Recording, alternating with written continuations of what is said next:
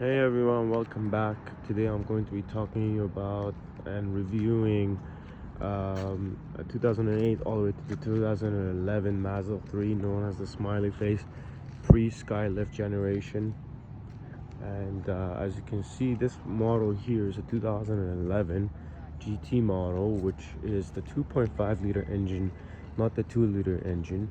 You can see this one comes with a side skirt and different front bumper with a slight bit of lip. You see the 2.5 liter right there. This has other features such as sunroof, and overall it's a better car. So if you're trying to buy one of these, make sure to get a GT model, because you definitely get more options and more features with it, such as the fog light, the front lip right there, and it just overall looks better. And this is the blue color, which is actually the best color you could find, in my opinion. It makes the car much more desirable compared to the black and white. It makes it look much more newer. Starting with the features, would like to mention that I've owned this car for over 3 years now. It's been through a lot of wear and tear, you can tell from the body. And I'm gonna go through a couple of the maintenance items I had to go through, and a couple of the common issues. Starting with the fact that Mazdas in this generation are known for rusting, and one of the things you need to look out for when you buy one of these is rust. Make sure you inspect the car and the quarter panels, as well as the jacking points for rust. And if you have a GT model with a body kit, make sure you inspect underneath the body kit for rust, because salt and debris go under there and get stuck and they rust the body.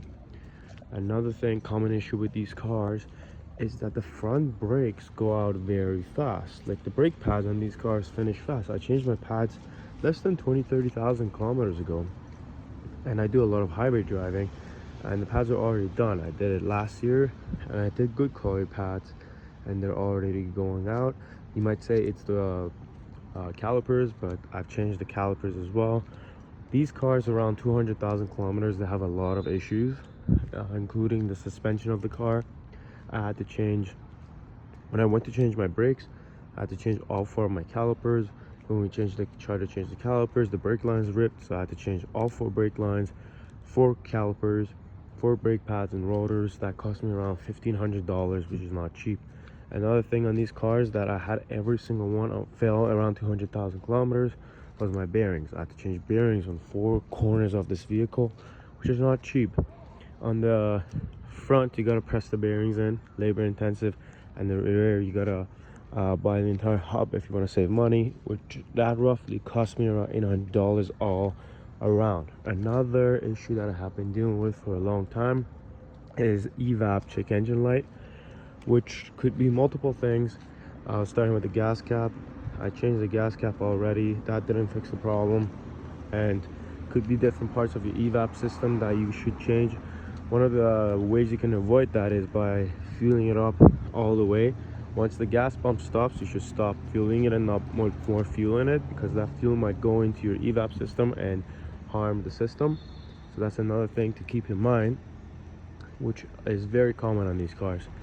Other than the suspension issues, I've heard that control arms and control arm bushings is another issue. I personally had to change the sway bar links. They started making noise in the front and the back. Yes, it's been very expensive owning this car, you could say.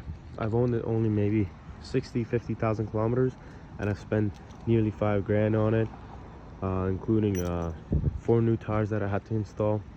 Another thing I want to mention is the relay for the fog lights usually burn. If your fog lights stop working, there's a high probability that the relay went out, and they're very hard to find.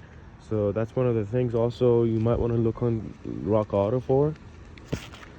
Let me get under the hood. There's a couple issues under the hood with these cars. But also they have a very nice and tight interior, big trunk space. A lot of good things that you can say about this car as well, and it's fun to drive. Definitely I would rather to drive this car over a Corolla or a Civic in the same generation, because it's much more fun. So here you can see I have the 2.5 liter engine, the non-Sky Active engine. One of the very common issues with this car is the transmission control module, which is located under the battery box right there. that goes out, and it's very expensive and hard to find. There's two main reasons.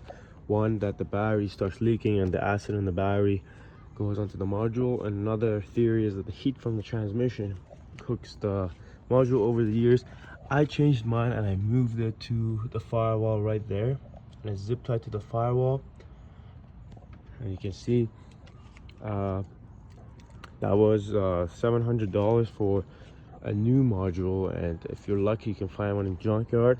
There's a lot of the 2.0 engines in the junkyard. The 2.5 is a little hard to find, but I put a 2.0 module. I've been driving for 20,000 kilometers. It's been fine. A lot of people say it wouldn't work. I didn't even have to program it. It's been fine to me. Another thing is, back to rust, make sure you check your transmission pan. Transmission pan on these cars rust all the time and they leak. And that's another thing you got to look out for. I've also changed transmission fluid on this, one of the neglected things that a lot of people don't do on most of their cars. Other than that, it's pretty spacious. You can see it's a nice place to be. You got Bluetooth, pretty spacious back seat, and the hatchback's much more good looking in my opinion. You got a big trunk space, especially with the seats down. You can fit a lot into this car. Overall, it's been a good car, has treated me well. But again, keep in mind, this Ford era of Mazdas have a lot of suspension issues, and they rust easily, so those cause a lot of problems for places like New York or Canada, where there's a lot of salt on the road in winter. That you definitely need to look out for. Things such as your bearings will go out, your brakes will seize, your control arms, and even I have a lot of surface rust on this car. Nothing that in Canada we will call major, is just surface. But you gotta be careful to check that your subframe hasn't been rusted or there's holes in it. And another common thing, because this car is a lot lower, is everyone will scrape the front bumper. Have multiple areas that was scraped by the previous owners right there. Those are very common areas to be scraped, and a lot of people crack these bumpers, so be careful when pulling in and out of parking lots. If you have any questions, please leave it in the comments of expenses or how this car has been treating me. I'll be happy to help you out and answer as soon as I read them. Thank you for watching. Goodbye.